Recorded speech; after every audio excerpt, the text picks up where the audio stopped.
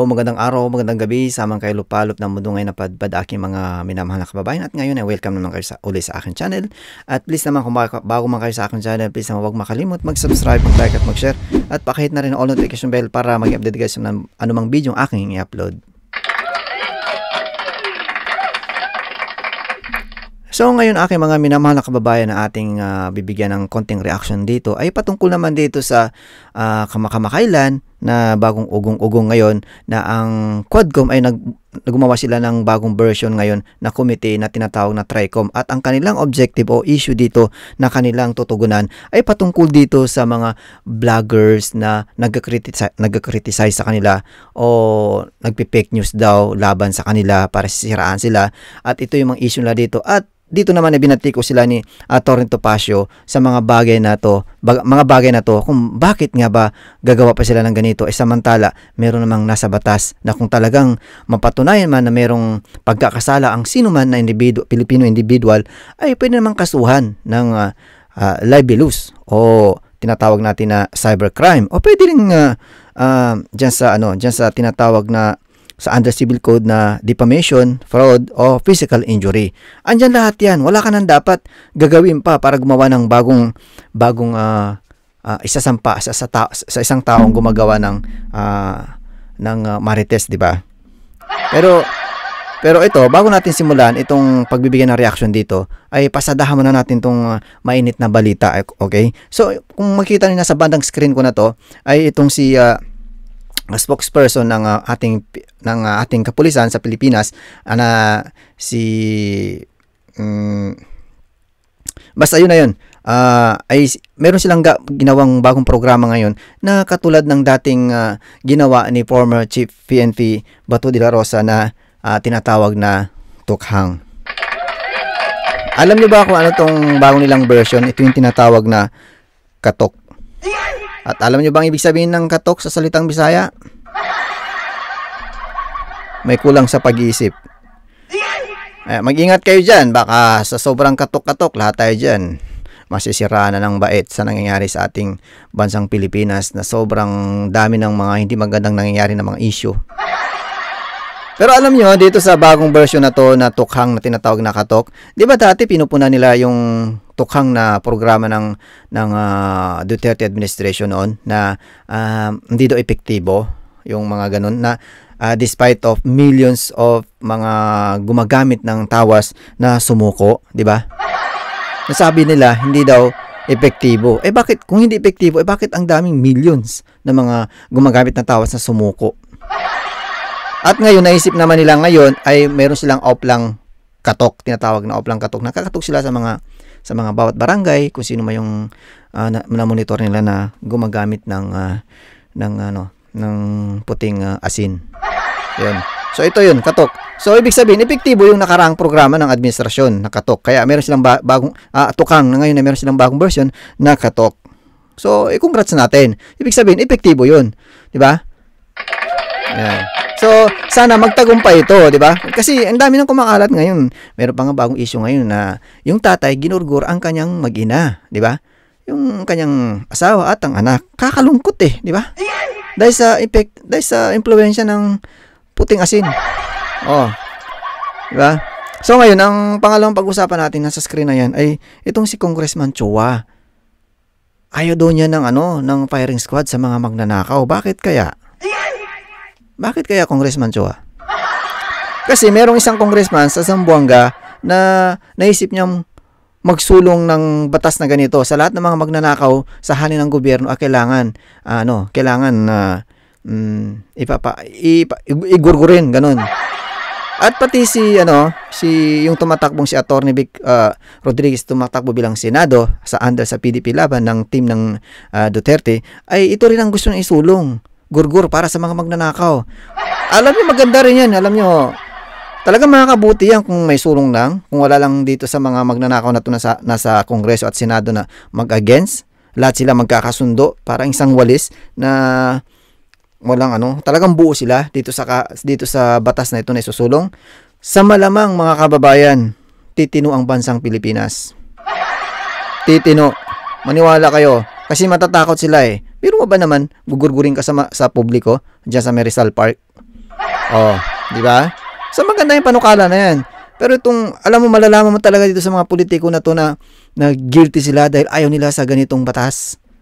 Kasi unang-unang mabiktima niyan ay sila. Oh, di ba? Maliwanag. Maliwanag. So ngayon, nakita nyo yung pangatlong screen dyan. Itong si Atty. Panelo. Si Atty. Panelo naman ay, alam nyo, yung, kasi di ba si Mayor Mabilog ng Iloilo, nung kapanunan ni former President Duterte, ito lumayas, di ba? Sobrang takot niya, bumahag yung buntot, lumayas. Kasi guilty nga. Ba't ka lalayas sa lugar mo kung di ka guilty, di ba? Oh. Kasi nga ito, ang ating magaling na presidente na si Mr. BBM ay binigyan ng parang kalayaan o clemency itong si former mayor ng Iloilo na si Mabilog. Baka nabilog niya ang ulo ni President Bongbong Marcos, di ba? Hindi natin alam kung anong usapan. Binigyan ng kalayaan, clemency nga. So ito nga, ang birada dito ni Atty. Panelo ay sabi niya, the pardon granted Mabilog on his administrative obviously is a reward for attacking and besmirching the integrity and reputation of former Rodrigo Roa Duterte, who is critics of administration. So, hindi nga halata kasi parang ito yung, di ba, binibira ni former President Duterte itong si Bongbong Marcos. Parang ito yung gusto niyang ibalik dito, i-rest back lahat ng mga tao na yun na involved sa mga bato noon na lumayas at saka yung mga involved na nakasuhan at nakulong o na-detain ay pinapalaya. Una dyan si Laila de Lima. Sino ba? Espinosa. Sino pa ba? Sino pa? Alam nyo? Oh, okay. Alam niyo ang susunod diyan after ni Mabilog. Hindi malayong pati yung sa Usamis na si Parohinog, yung anak niyang vice mayor na di ba nakulong. Maniwala kayo, hindi tatagal, lalaya yan. Yan ang ganti ng administrasyon ngayon kay former President Duterte para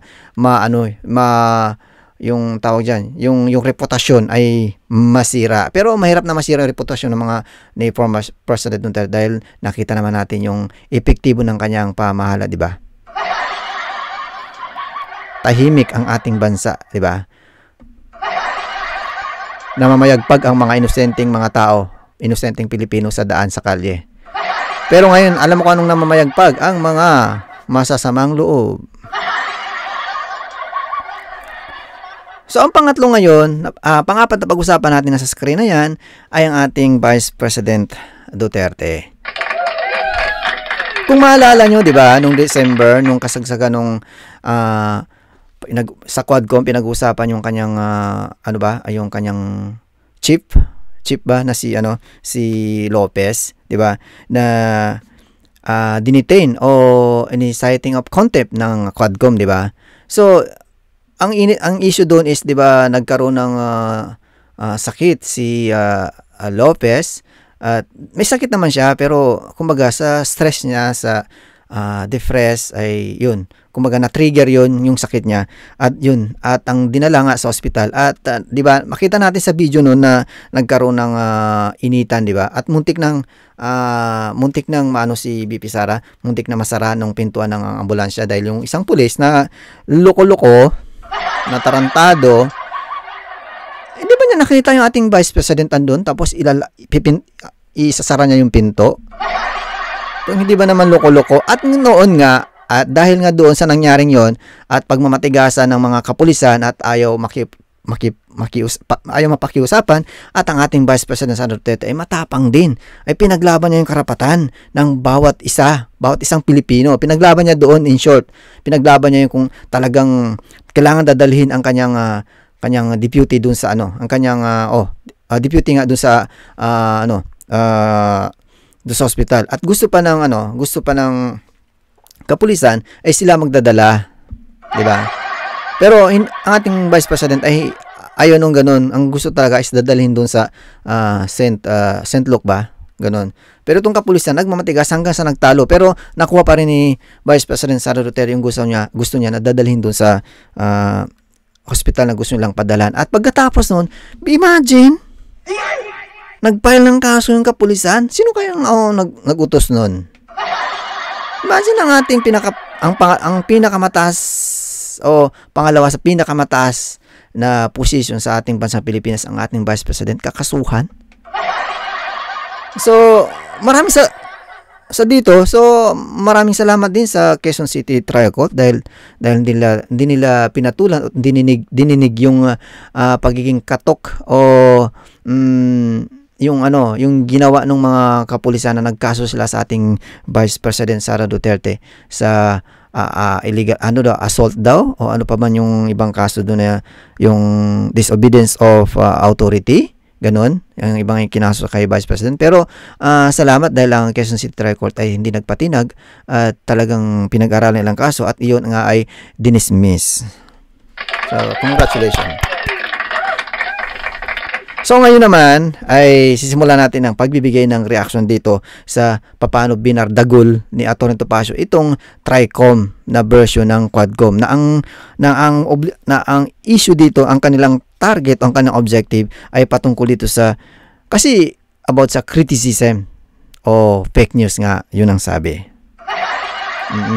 Kasi mga vloggers nga naman, kayo naman kasi mga vloggers tinitira ninyo ang Quadcom. Ngayon nasaktan sila. Di ngayon, rest back nila, ipatawag kayo dyan. So dito, bibirahin sila ni Atty. Topacio. Pakinggan natin kung anong mga binibira ni Atty. Topacio dito. Kung paano sila tinawag ni Atty. Topacio ng mga, ano ba yun? Ano bang tawag ni Atty. Topacio sa kanila? Attorney Google ba? Yun.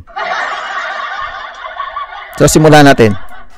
Kasi alam nyo, I just want to show some members of Congress that you cannot abuse your rights and privileges without encountering pushback. Ito ikwento ko lang.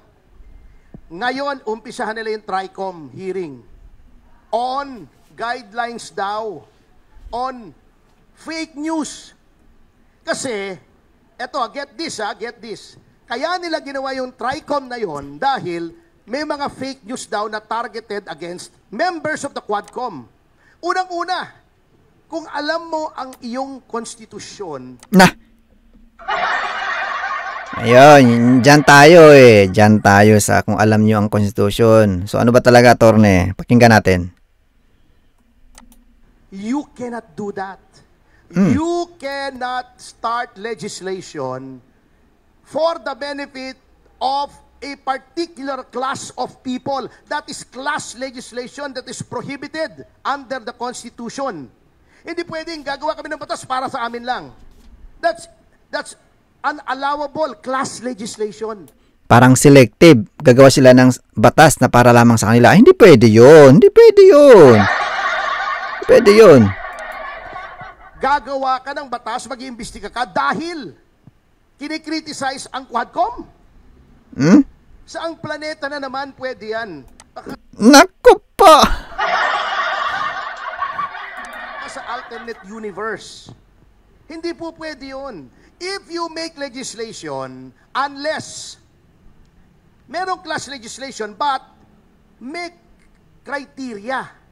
You cannot make legislation just to benefit a particular set of people. Basahin nyo yung si Barok.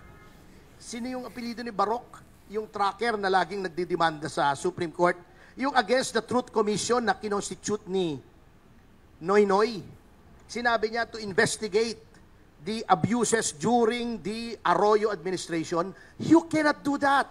That is class legislation and that law was struck down by the Supreme Court. Bakit i-concentrate mo sa criticism sa Quadcom? Meron bang kailangang batas pa? Meron na po tayong, we have the strictest libel law in the entire globe. In the entire world, tayo po yung pinapamahigpit na libel law. Isa tayo sa very few countries na criminalized pa ang libel. Yun. Meron pa tayong cyber libel. Meron pa tayong civil action under the civil code for defamation, fraud, and physical injuries. Kung pwedeng humingi ka ng danyos for civil libel ang tawag doon. Yun. Ano pang kailangan mong batas? Bago ang sasabihin nila, tatawagin daw nila yung mga representatives sa social media platforms, TikTok, X, Meta, di ba? Hindi kaya attorney ang gusto lang nila dyan kaya pinapatawag yung mga vloggers na yan ay gusto silang patahimikin.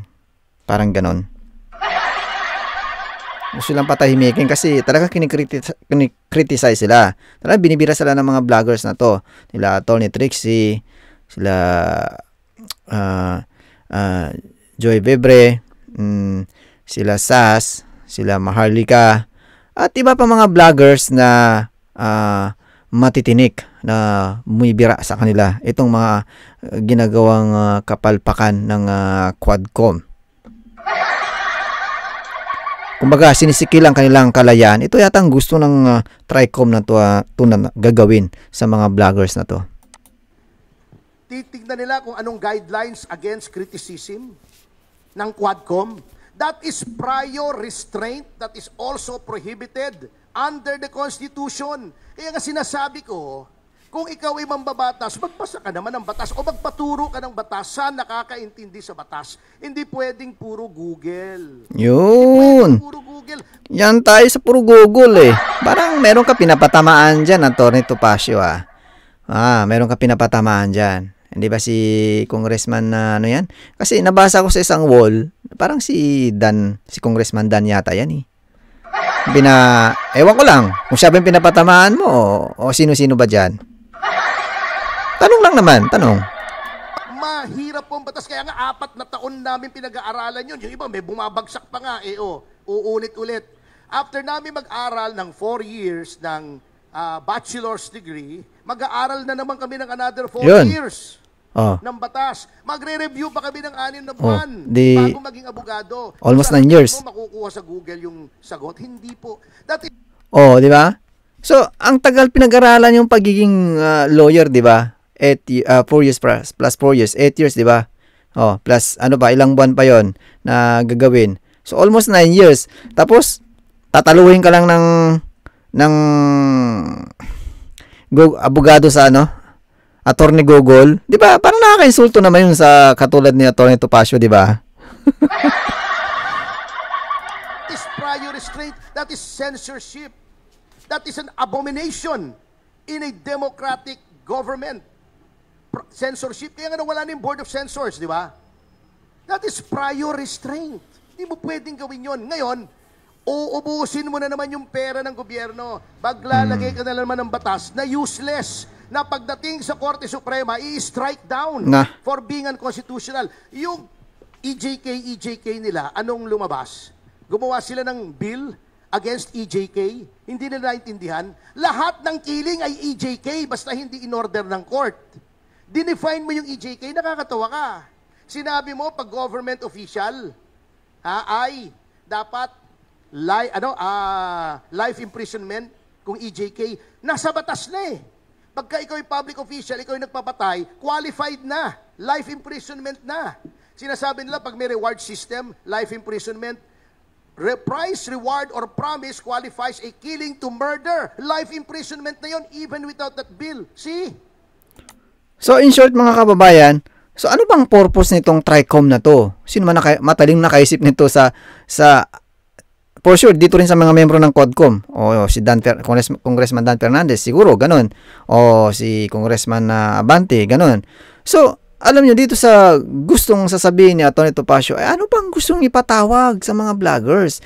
Andiyan na lahat sa batas. Yung tungkol sa libelous, o cybercrime, o yung tinatawag na defamation, fraud, o physical injury, under civil code yan lahat. So, ano bang gustong ipatawag? Kung criticism, normal lang yan sa isang politiko na makriticize ng isa sa ordinaryong Pilipino. Kung hindi nagugustuhan yung trabaho ng isang politiko, normal ang criticism. Walang kaso yan kasi bawat isang Pilipino ay nasa saligang batas natin yan, ay pinatutuhanan ng bawat isang Pilipino ay may kalayaan magpahayag ng kanilang saloobin. We have the right to give nawawala sa English may karapatan tayo magsalita sa ating saloobin, freedom of speech ika nga kung tawagin, ganon, pa English pa ako Ano ba yan? So, hindi na kailangan. Ano bang, kung sa tingin nyo, ikaw, Dan Fernandez, Congressman Dan Fernandez, ikaw, Congressman Abante, Congressman Cho, Congressman Acob, Congressman, sino pa ba?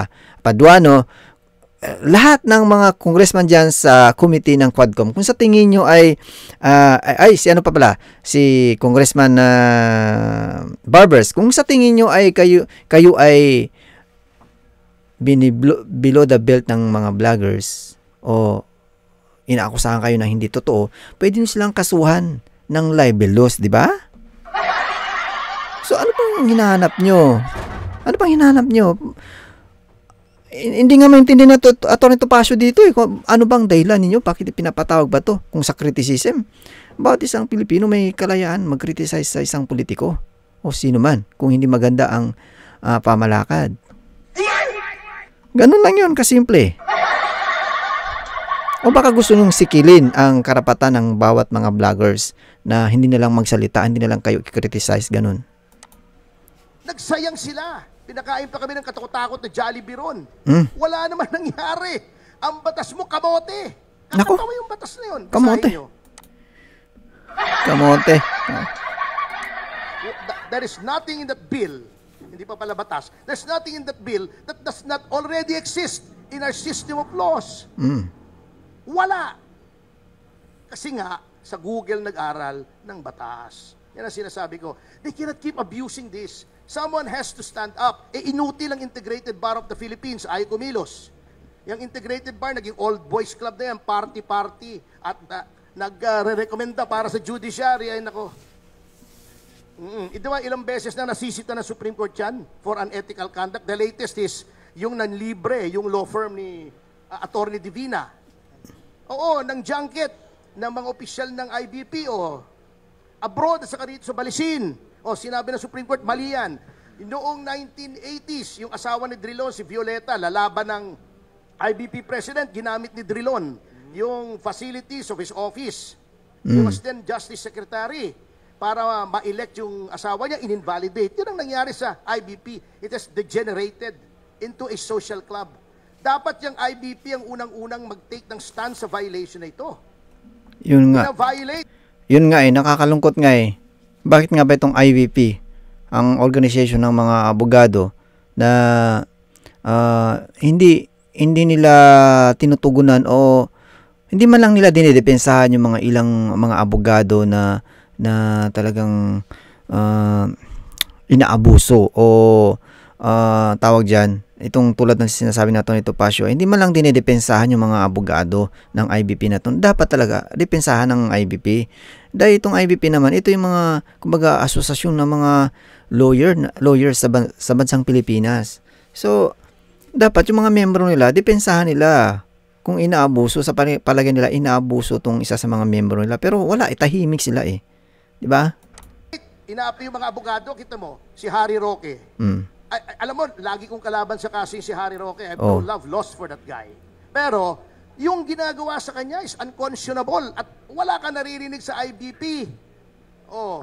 Anong naririnig mo sa IBP? Ginamit nila yung facilities nila para kay Bicoy, exclusive sa abogado yun. Inireklamo ko. That is sadly what has happened to the Integrated Bar of the Philippines.